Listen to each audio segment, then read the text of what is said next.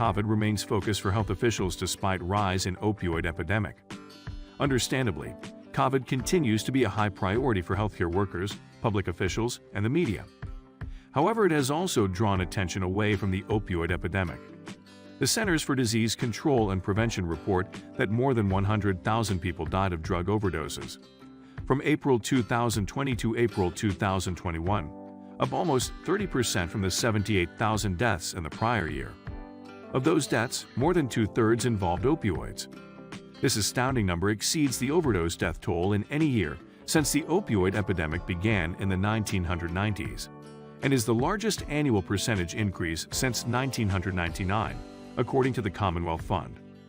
First, treatment services for substance use disorders, such as opioid addiction, need to be made more accessible and affordable to those who need it. Accessibility starts with helping to fund financially imperiled and resource-strapped treatment organizations to keep their doors open and services available. To that end, the Biden administration in August announced $10.7 million in federal grants to enable state and regional networks of pediatric mental health care providers to integrate telehealth services into behavioral health care programs and substance abuse treatment. While that's a start, more government investment in opioid treatment is critical. Second, we need to upgrade and expand crisis services to make these easily accessible to all in need. In July, the 988 initiative launches, establishing a new nationwide three-digit number for people in crisis to connect with the mental health professionals and suicide prevention counselors. Beyond infrastructure needed to support this, such as mobile crisis teams, states must also invest in digital infrastructure necessary to ensure people can access care once they've contacted a crisis line. Third, we must integrate new treatment models such as telemedicine into care plans.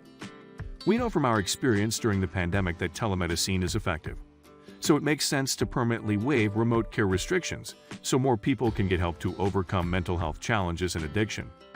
Finally, we must continue to use the powerful technologies already at our disposal to monitor the dispensing of prescribed opioids.